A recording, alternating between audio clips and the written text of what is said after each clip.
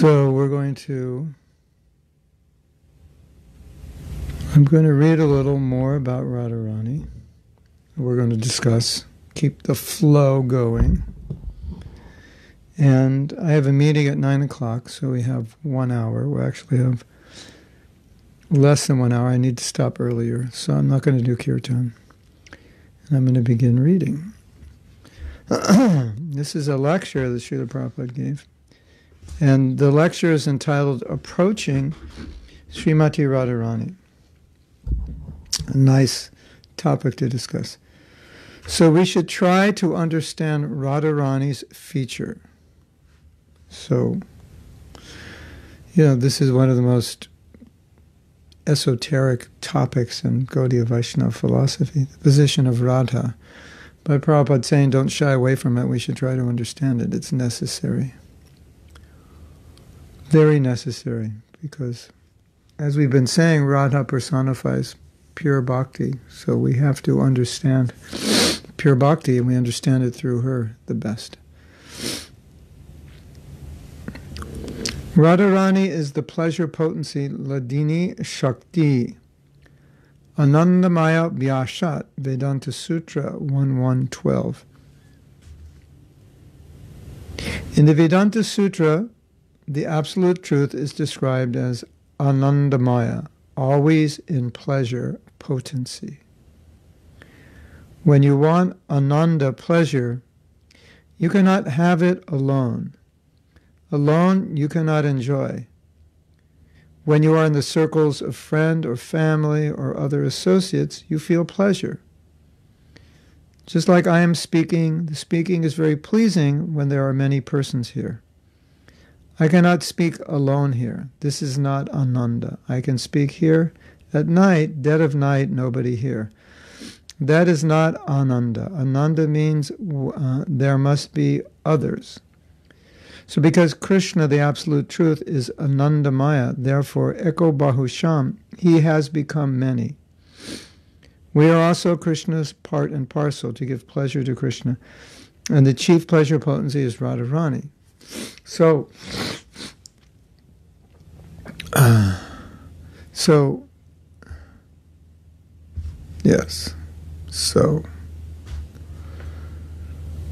there's a verse Prabhupada quotes here.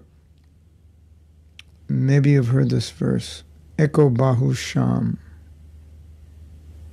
Eko means one, Bahu means many. And this verse is quoted in the context that the Prabhupada is speaking that Krishna does not enjoy alone. He enjoys with his devotees. So the one has become many. Eko Bahu Sham. He becomes many to enjoy. Krishna is the supreme enjoyer, we say. Param Purusha. Krishna likes to enjoy.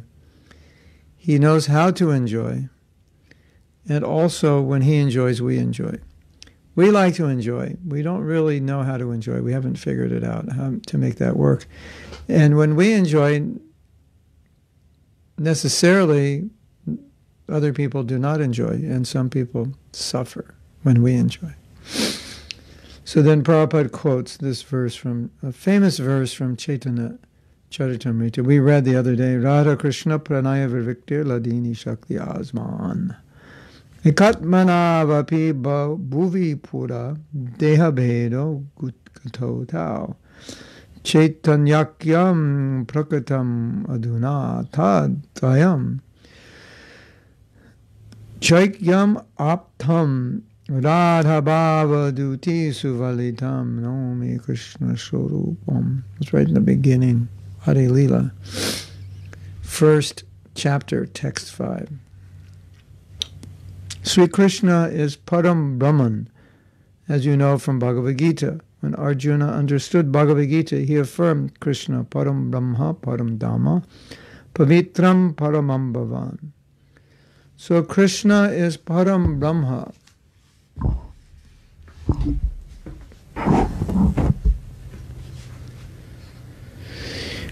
So in the material world, we see that a great saintly person, simply to enjoy Brahmananda, he gives up everything of material enjoyment. He becomes sannyasi, aham brahmasmi, just to understand that he is Brahman. realization. So if one has to give up everything material for Brahman realization, do you think that Param Brahman, the Supreme Brahman, can enjoy anything material? For Brahman realization, we are giving up everything material. And how Param Brahman can enjoy anything material? This question has been very nicely discussed by Jiva Goswami. So when we say Krishna is the supreme enjoyer, naturally we think in terms of how we enjoy, which is not the way Krishna enjoys. So, yes, don't think like that. So Prabhupada's making the point, or he's saying that Jiva Goswami is actually making the point that those who are Brahman realize they renounce the world for Brahman, the happiness of Brahman. So don't think that the Supreme Brahman could enjoy anything material. It's not possible. It isn't. Of course, Krishna can do anything, but when you're Anandamaya Vyasa, when you're full of transcendental bliss, why would you even want to enjoy? And how could you even enjoy something material? Doesn't make any sense. So when the Param Brahman, first of all, the Param Brahman, information is not there in this material world. Little Brahman information is there, or little Paramatma information is there, but not Param Brahma or Bhagavan. Prabhupada's saying, people don't know who Krishna is. They have no idea who God is. I wrote a letter to Prabhupada after reading Krishna book, and I said, Prabhupada, I realize now I had no idea who God was, and I realize now that nobody knows who God is. And Prabhupada said, yes, only we know.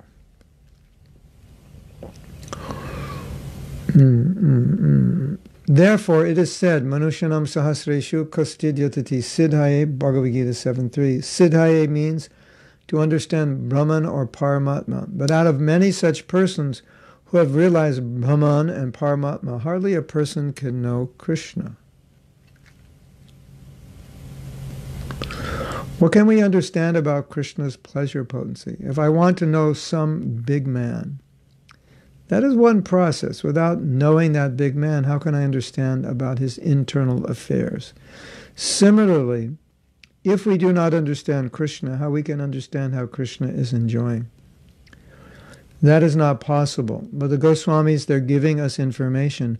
What is the pleasure potency of Krishna? That is Srimati Radharani. In other words, Prabhupada's saying, I'll expand upon what Prabhupada's saying. He's saying you have the whole Bhagavatam to understand Krishna.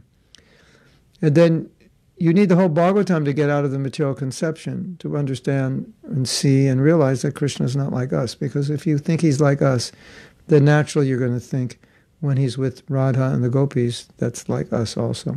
So Prabhupada's making the point, if you don't understand Krishna, how are you ever going to understand Radha? You'll misunderstand this. You'll think it's material. And if you're a carpenter and you have tools, there are certain tools you always use. They're your go-to tools. Or I'll give an example because I do recording.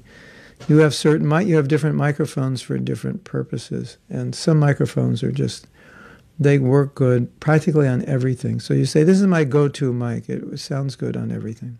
Whoever comes in the studio, whoever sings, they sound good in this microphone. That sounds good on guitars. It sounds good on amplifiers. It sounds good on redundant. It sounds good on everything.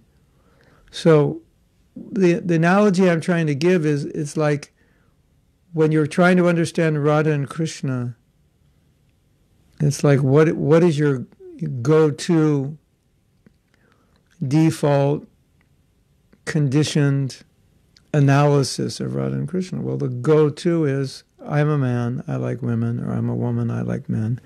Krishna looks like a man, Radha looks like a woman, so it's the same thing. That's the go-to default. So Prabhupada's saying,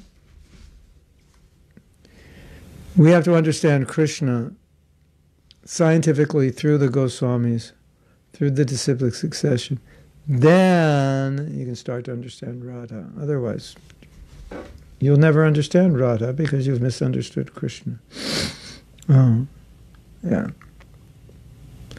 So we have described about the Radha Krishna having affairs in our teaching of Lord Chaitanya in page 264.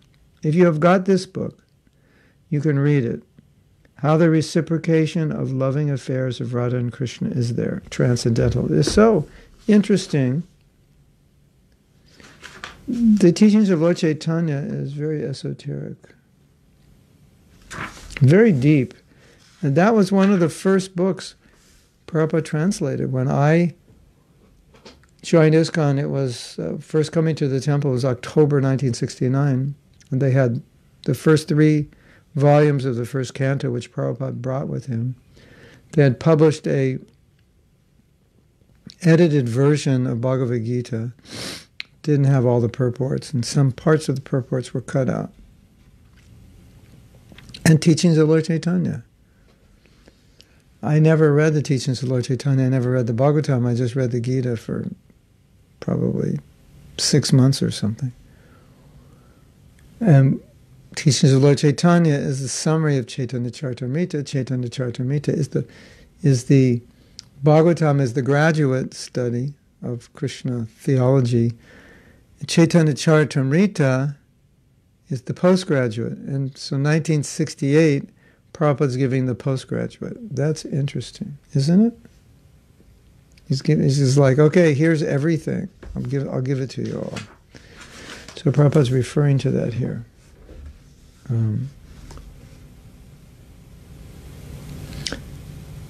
If you have got this book, you can read it, How the Reciprocation of Loving Affairs of Radha Krishna is there, transcendental. So our today prayer to Radharani, we pray to Radharani because she is the pleasure potency of Krishna. Krishna means all attractive. But Radharani is so great that she attracts Krishna. Krishna is all attractive, and she is attractive, attractor of Krishna. So what is the position of Srimati Radharani? We should try to understand this. We should try to understand this day and offer obeisances to Radharani Vrindavaneshwari. So Prabhupada saying we should pray, and now he gives the prayer. Tapta Kanchana Gaurangi Radhe Vrindavaneshwari Vrishabhanu Sute Devi Pranamami Hari Priye. I offer my respects to Radharani, whose bodily complexion is like molten gold, and who is the queen of Vrindavan. You are the daughter of King Vrishabhanu, and you are very dear to Lord Krishna. Our business is, quote, Radharani, you are so dear to Krishna, so we offer our respectful obeisances to you. What Shastra says, what is dear to Krishna is a higher form of worship. It's called Tadiyanam, things in relation to Krishna. Tasmat Parataram Devi, says Lord Shiva speaking to his wife. He said, the highest Vishnu, Aradhanam Param, the supreme worship is of Vishnu, but Tadiyanam, things in relation to Krishna, it's a higher form of worship. So when you worship Radha, you worship the Guru, it's considered higher. You worship Prabhupada, it's higher, because Krishna appreciates it more. Radharani is Hari Priya, very dear to Krishna. So if we approach Krishna through Radharani, through the mercy of Radharani, then it becomes very easy. It means to become Krishna conscious.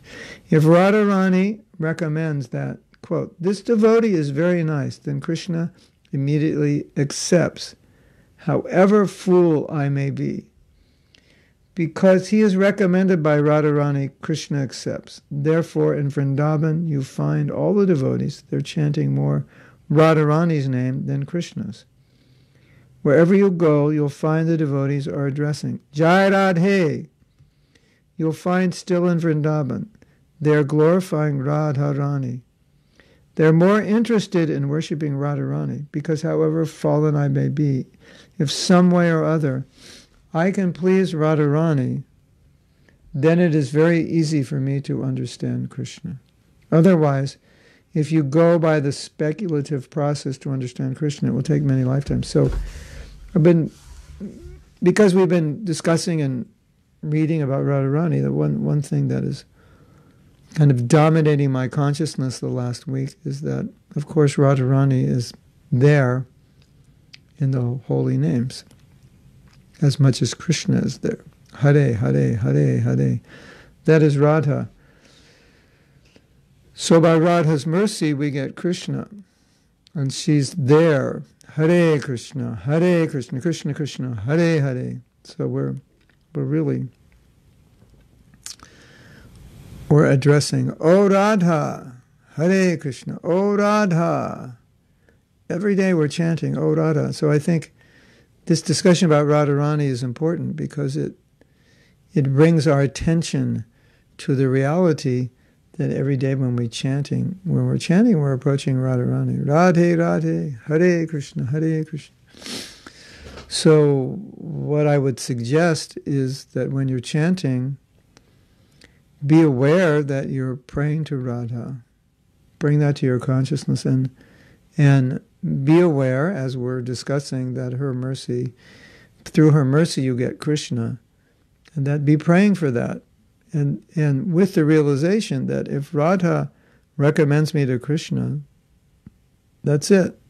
If I can just get her recommendation, then as Prabhupada said, whatever rascal fool I may be, not maybe, whatever rascal fool I am,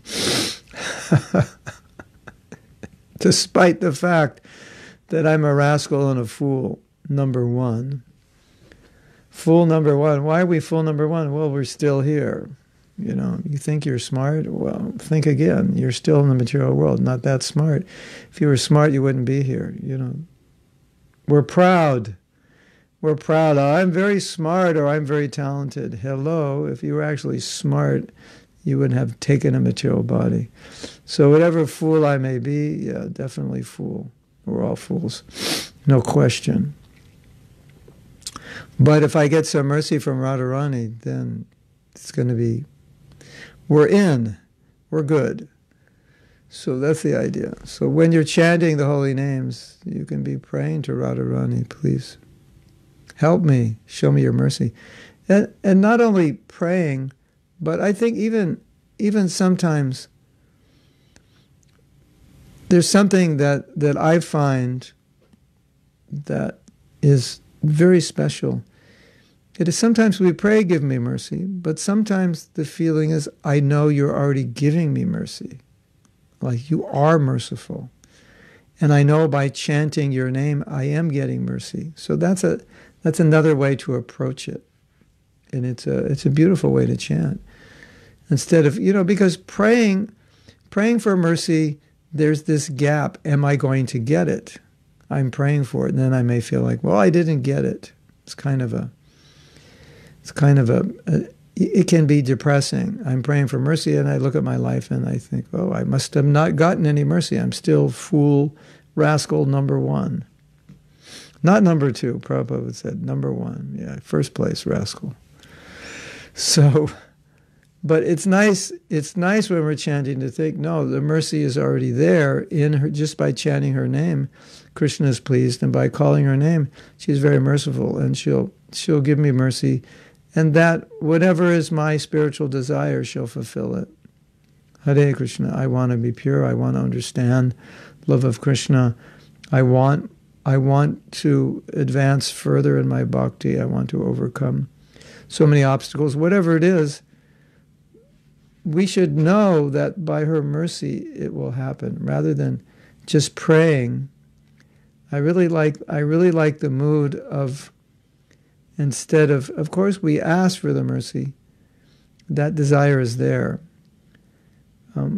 But knowing that desire that I have is going to be fulfilled by her mercy. It's a beautiful, beautiful way to pray or approach Krishna consciousness. And this is under the heading of faith that a devotee knows. And you'll find this mood exemplified in different prayers, where devotees will say, I'm not I'm not qualified, but I know you're merciful. And I know because you're merciful, I will get the mercy.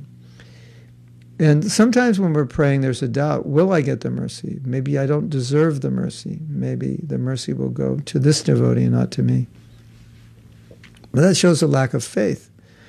So this mood is different. This mood is, I know you'll be merciful. And by following the process, chanting your names, I know the mercy is, it's not that I will get it, but I am getting it with every mantra.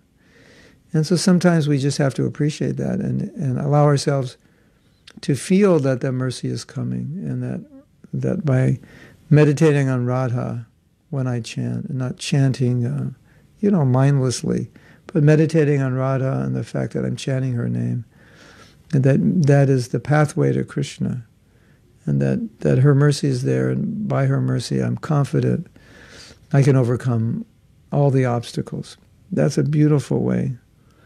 So that's what I've been doing this week, because we've been meditating on Radha. So I've been chanting my rounds that way and just taking shelter of Hare Krishna, Krishna Krishna, Hare Hare, Hare Ram, Ram Ram, Hare Hare, Radhe Radhe Radhe. Radhe Radhe.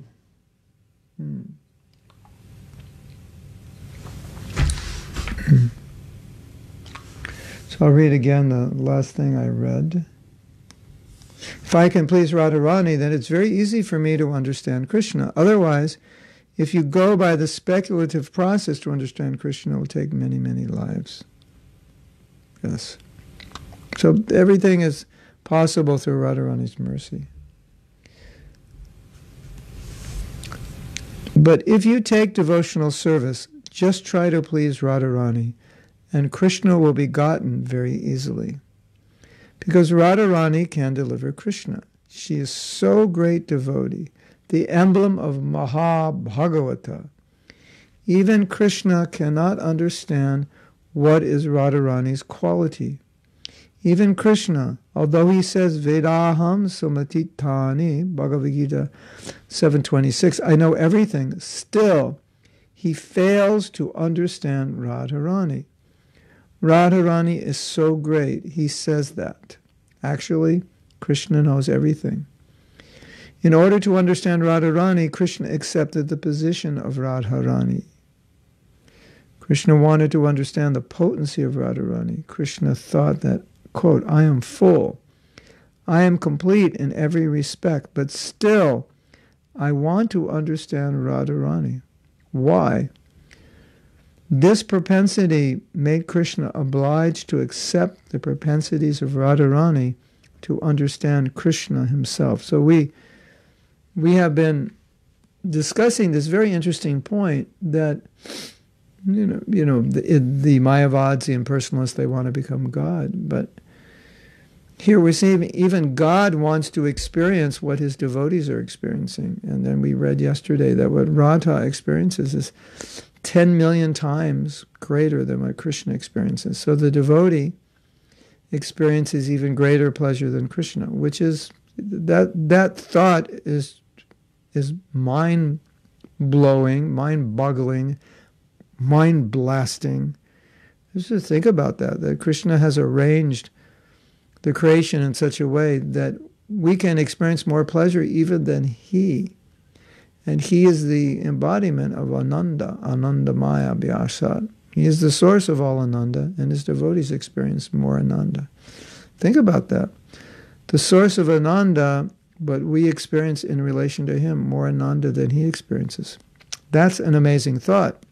Now, take that thought into today, right now. And we're in this endless attempt to be happy. We're in this endless attempt to satisfy our senses. And here we're hearing that by pure bhakti, we can enjoy even on a higher level than Krishna. So it makes our attempt to try to satisfy our senses utterly ridiculous when we have the opportunity to be able to experience transcendental bliss even greater than what Krishna experiences. That's amazing. And, sometimes we think, when life is not good, oh, Krishna doesn't love me, or why did he do that? But here, I mean, this is the ultimate. Krishna has made this arrangement. If we love him, this is the arrangement for us. And why we're suffering here is because we're not loving Krishna. So this is just the ramification of that. But Krishna has made this other arrangement, so it's potentially there. You and I can experience transcendental bliss far beyond even what Krishna can experience. That's amazing. You can be better than God in that sense. In the happiness department, you can outdo him. And of course, we understand that Lord Chaitanya came because when he saw the love of Radha, he was so attracted by it. And he understood that he doesn't have that kind of love for her that she has for him. And he said, I want to understand it, I want to experience it, and I want to distribute it.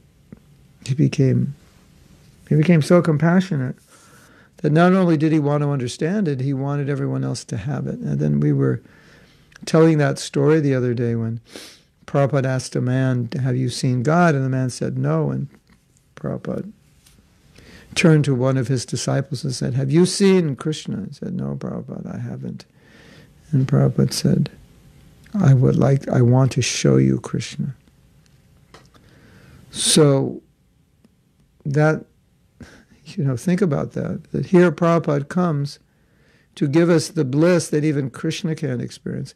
Prabhupada comes to show us Krishna. He wants to show us Krishna. He'll show us Krishna through the process. So any suffering, anything that gets in the way is our fault. But don't ever blame Krishna for our suffering, but understand this is what Krishna is offering. We just didn't take the offer. So because we didn't take the offer, then we're dealing with all these other problems. But don't blame him for those problems. Understand it was bad choices that we made. But the offer is still there, which is another aspect of Krishna's mercy, which is amazing. And even though we've turned down the offer and tried to replace Krishna with ourselves, the offer is still there. It never expires. Well, if you make serious offenses to Vaishnavas, the offer may be put on hold for a while, suspended. But otherwise, the offer is there. So, yeah, Krishna's offering this relationship. That's amazing. And what we can experience is amazing. And it's amazing that we would even think that there's a need to try to find happiness anywhere else. That's probably even more amazing than the fact that Krishna is giving us this amazing happiness, that we're looking for it somewhere else after he's coming and giving, and Mahaprabhu's giving Braj Prema, and we're looking for happiness in some garbage can. Here, Prabhu, halava, pakoras, chutney. I'm making you hungry now. Kofta, malpura, dahi wada, rice, saffron rice with cashews and raisins. Sabji with nice, soft, deep-fried curd. Here, take it.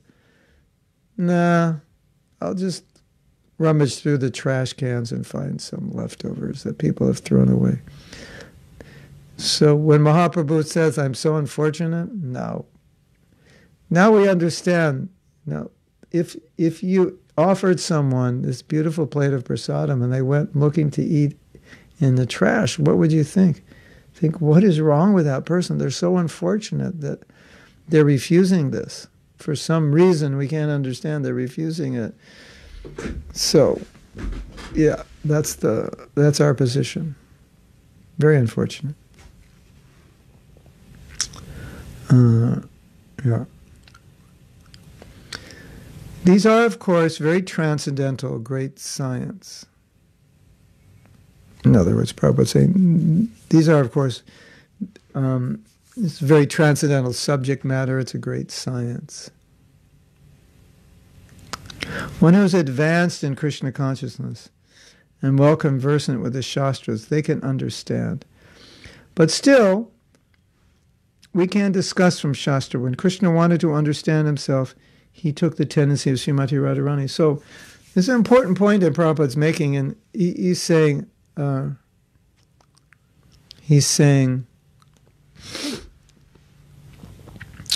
that this is such a high topic, but still we have to discuss it and we have to try to understand it. So I think that's an important point. So don't shy away from these high topics. The Prabhupada's saying it's necessary for our advancement in Krishna consciousness that we try to understand all these things. And I know sometimes when you might read these things or hear classes, you might think, this is very high, I don't understand, maybe I should just go back to Bhagavad Gita, chapter 2, I'm not the body. And of course, that sentiment is good, but at the same time, Prabhupada's saying, no, but we have to understand these things as well. Proof that Prabhupada gave teachings of Lord Chaitanya in 1968. So we have to understand these things, so try to understand them. Don't shy away. That's what Prabhupada's saying. So I think that's an important point to remember. And so now Prabhupada's going to talk about separation, which is the highest aspect of love. Love manifests its highest intensity in separation. And now so Prabhupada's going to talk about it, 1968. So you get to listen, you get to hear about it. And that is Chaitanya Mahaprabhu, Radha Bhava Duti Suvalitam. Chaitanya Mahaprabhu is Krishna, but he has accepted the propensities of Radharani. As Radharani is always in feelings of separation of Krishna, similarly, in the position of Radharani, Lord Chaitanya was feeling separation of Krishna. That is the teachings of Lord Chaitanya, feelings of separation, not meeting. The process of devotional service taught by Chaitanya Mahaprabhu and his disciplic succession is how to feel separation from Krishna. That is Radharani's position, always feeling separation. And so what that means is that, as you know, when you're separated from someone, often the feelings are more intense. Often you think of them more often. So the point is, Prabhupada saying, in separation, the feelings are more intense, the love is more intense, and therefore separation is considered higher than meeting. And sometimes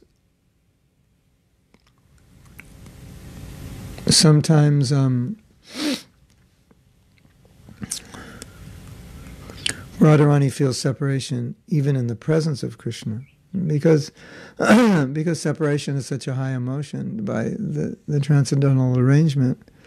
She even feels separation thinking, well, I'm with Krishna, but he's going to leave. And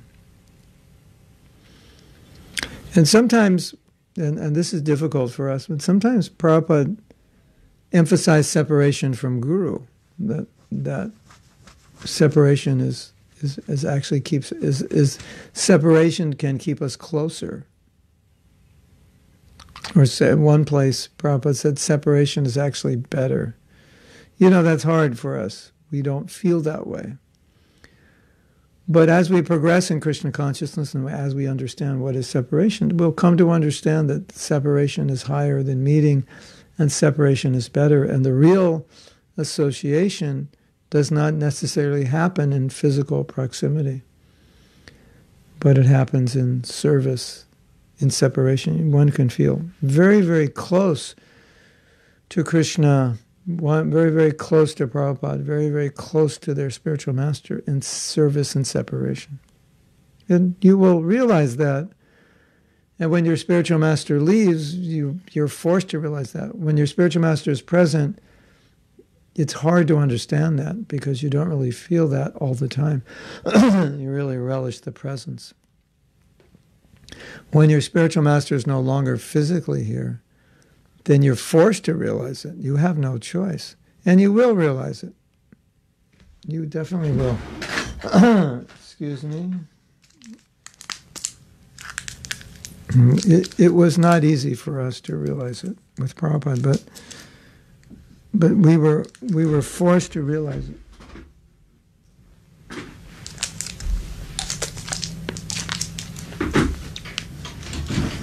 We had no choice. Prabhupada had left, and everyone was thinking, why did Prabhupada leave? We're not ready. That was like the most bewildering thing for us. If you listen to any devotee talk about Prabhupada leaving, that theme always comes up. Confirmed. Why did Prabhupada leave? We weren't ready. It just seemed like totally the wrong time. We were too young. And when Prabhupada left, we were forced to understand that he is present in his instructions and in his service. And then we were forced to understand that he didn't leave. So we thought he left. We would say, oh, Prabhupada left. And later on we realized, no, he didn't leave. The vapu, the body, is not here. And there's a story. I don't know if you've heard the story. It's amazing. One of our god sisters, Ananga Manjari, was taking care of Prabhupada's sister, Pishima. Her initiated name was Bhavatarini. Pishima means aunt, I believe. So we would call her, she was called Pishima. And she was in Mayapur. She liked being with Prabhupada. She had great devotion and love for Prabhupada. And she was initiated, I think, first by Srila Bhakti Siddhanta and second initiation by Bhakti Rakshak Sridhar Maharaj, Prabhupada's dear godbrother. So in any case, she was taking care of her right up to the last moment. And when she left her body, this is what she described. You can believe it or not. There's no reason not to believe it. But you may not believe it, but I'll tell you. She saw Prabhupada come. She actually saw him come in the room, like in the air, grab his sister by the hand and take her. That's what she saw. Hare Krishna. Believe it or else. Believe it or else we'll kick you out of ISKCON. So is that possible? Well, we have other stories that are reported to us by people who were on the side of the bed of the devotee dying. And one report was the devotee was laying down and he got up and he said, "Oh, Prabhupada, you've come." And then he left his body. So Prabhupada was there. Yesterday we told that Prabhupada was asked, "Where are you going after you leave this world?" He said, I'm going to preach in the hellish planets. So don't try to put limitations on Prabhupada and where he can be. So that idea is there. You don't have to worry, you're never separated from the spiritual master. You're never separated from Prabhupada. And in fact, those feelings of separation will bring you closer. Now this is hard to understand because our experiences materially, we don't like separation. We're much happier in the presence. But I've said many times, and you've probably heard this from other devotees, that some devotees, they would be with Prabhupada, and they would be in his room or be in his garden, but they would say that they actually felt closer to Prabhupada when they were doing service, opening up a temple, doing book distribution, doing some austerity, doing something that they knew Prabhupada wanted. They said, I actually felt closer to Prabhupada than when I was sitting with him. So it was almost kind of like a separation. I feel separated, I feel distanced from him even though I'm sitting next to him.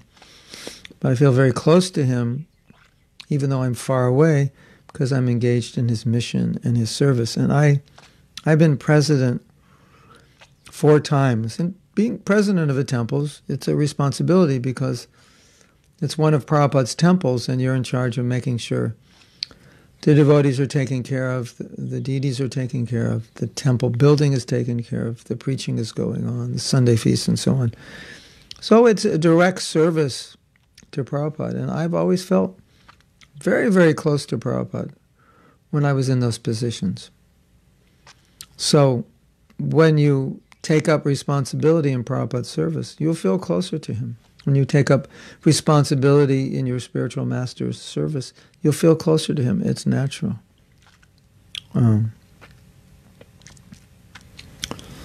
Anyway, this idea we have to at least accept theoretically and try to understand and meditate on it, that Prabhupada said separation is better than meeting. Even separation from the Guru is better. I know that's hard for a lot of you, but Prabhupada said it, and so just meditate on it. Try to think about it. Try to understand it through service, through hearing. We have many devotees have experienced that when they're reading Prabhupada's books now, the same books they read when Prabhupada was here, they don't feel different. They don't, when they're reading it, they don't think, yeah, I'm reading this, but Prabhupada's not here, so it doesn't mean the same thing, or it doesn't have the same meaning to me. We don't think like that. We just think, oh, Prabhupada is saying, not Prabhupada said, Prabhupada is saying. Just as we experienced it when Prabhupada was here. Prabhupada is saying this. We never felt it was any different because he was gone. That these instructions are eternal. And that we always felt that guidance was personal. And so when Prabhupada left, we still felt that personal guidance through his books. Like he knows the nature of the conditioned soul, and he's addressing that nature in his books. And so if I hear it now, or 5,000 years, or when Prabhupada was here, it's equally powerful. And Prabhupada established himself as founder Acharya. And founder Acharya means that for the next 10,000 years, or 10,000, 9,500 years, everyone who joins ISKCON will have a connection with Prabhupada through his books and the mission and his instructions. And those will be potent and powerful, always. And Prabhupada, made it clear that he's the founder Acharya and that his books would be the guiding light. So he didn't feel that his books would not be potent or relevant in the future. Hare Krishna.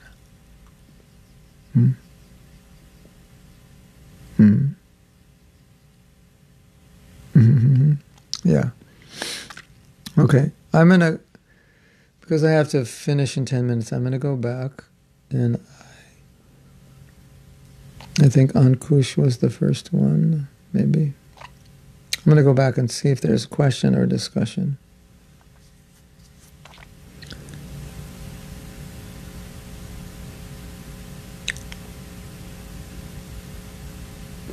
Ankush.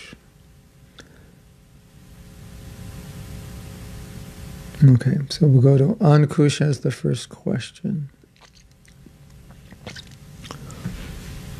What is the purpose of reading scriptures as mentioned in 7.9.49 if we're not able to engage fully in devotional service by following the instructions of our spiritual master? Ankush is Ajay Nitai. Because, that's a very good question. Ajay Nitai. Unconquerable.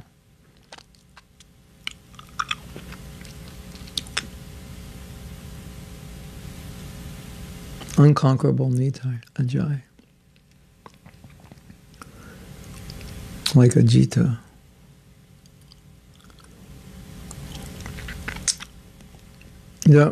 Is the principle. So he's asking, I'm listening to instruction and I can't follow it. So should I just not listen to the instruction? No, we have to know. We have to know what the instruction is. We have to know what the goal is. Because someday you'll be able to do it. And if you don't know what it is, then you'll never do it. And so if you have an instruction, you can't do it now, you can pray that someday I can do it. Look at Prabhupada, he got the instruction of Srila Bhaktisiddhanta. He wasn't in a position to do it when he was young, but he never forgot that instruction. So we read all the instructions, we do our best, but we don't neglect an instruction we can't follow presently. It's there on our bucket list. It's there on our to-do list. This is something I will need to do at some point in my life. Not all of Prabhupada's instructions are going to be relevant to where you're at right now. Not all of his instructions will you be able to execute perfectly. But you try to do something, or some aspect of that instruction you try. That's also possible. I can't do it fully, but I can do a little bit. Prabhupada says, be renounced on this level. I can't renounce on that level. I tried. I'm not that Krishna conscious yet, but perhaps I can be a little more detached, a little more sense-controlled, a little more renounced than I am now. So I'm working towards it. That's the idea.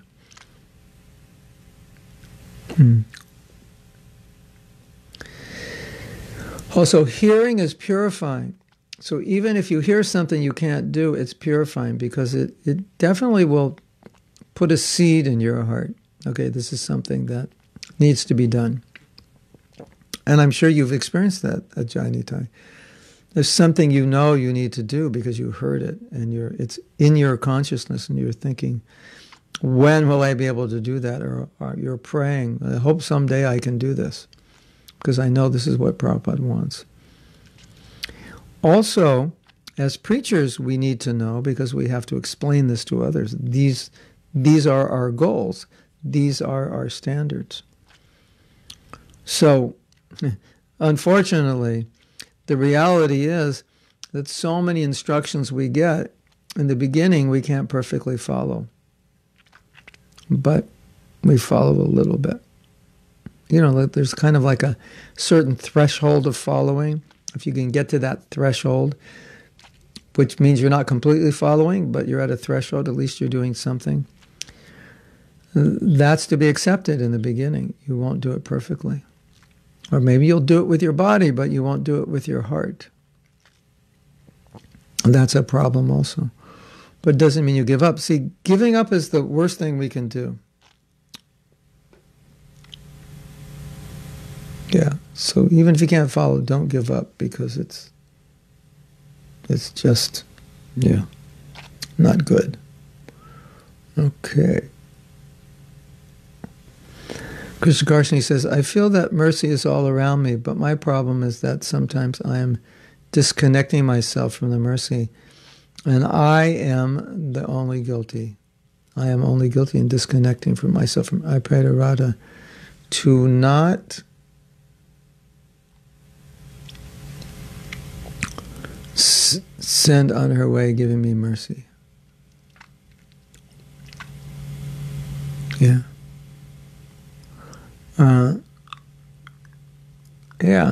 It's a good realization. We're minimizing the mercy because we want to enjoy. Otherwise, why would we neglect the mercy? Maybe we're afraid of the mercy, that it'll make me too Krishna conscious.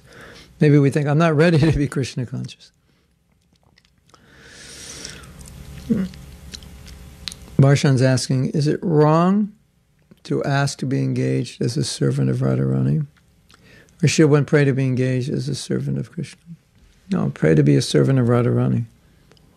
That is the goal of Gaudiya Vaishnavism. Oh, Radha, I pray for your mercy, that I can be your servant, and you can help me be a better servant of Krishna. It goes through Radha.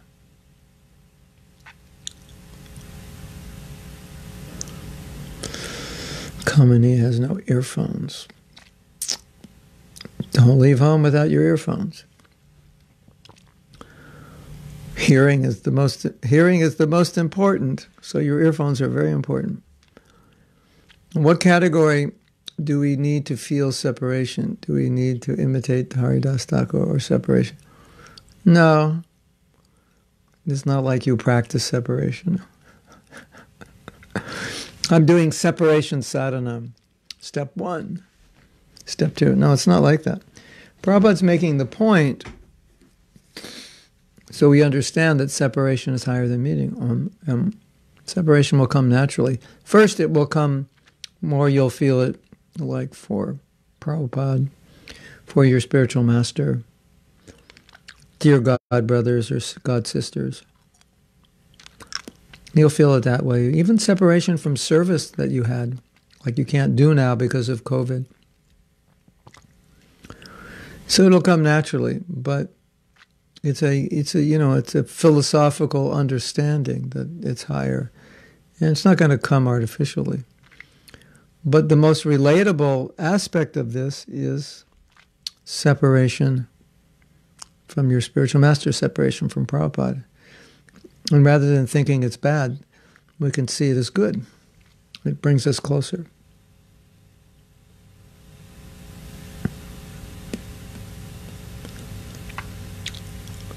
Love between Prabhupada and his sister was heart-touching.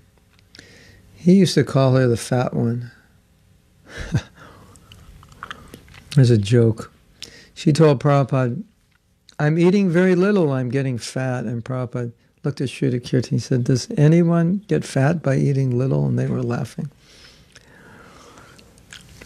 This is from Jyotirmayi.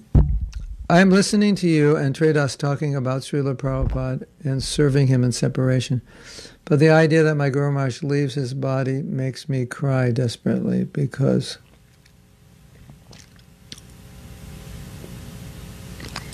we didn't have enough time to be close to him. I think that I will never have enough of him. Well, yeah, that's true. And we'll have to be close through instructions and service. But like I said, when your spiritual master leaves, you'll be forced to realize. It's like if you don't realize he's still present in his instructions and his memories, you'll go crazy in separation. And it'll be material separation. If it's spiritual separation, it will inspire you. If it's material separation, it will discourage you.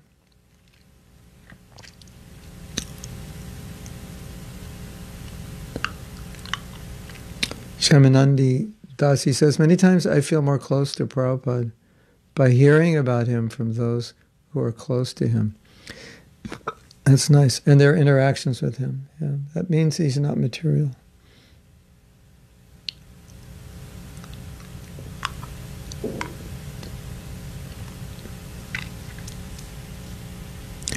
Of all the instructions of Prabhupada, is there a hierarchy? Yeah. 16 rounds, 4 principles. That's on the top. Don't offend devotees. Don't commit offenses to the holy name.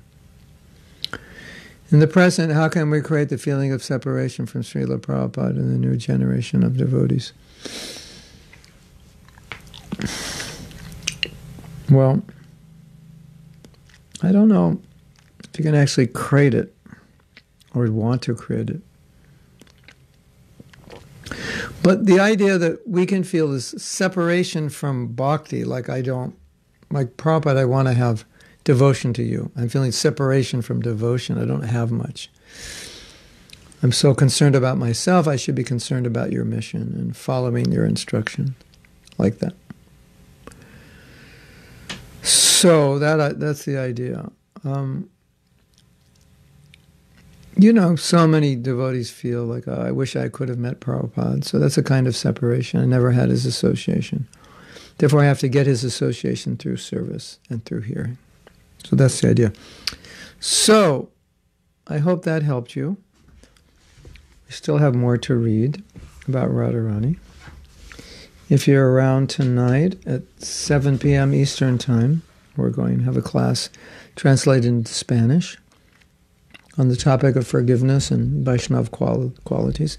Now I must go, because we have a meeting. I have part of an organization called Sabha, and we're starting to meet regularly on Tuesdays. So normally the meetings are at 10 or 9:30, but this is a special meeting, and it had to be earlier, so I must go. Hare Krishna to all of you. Srila Prabhupada ki jai.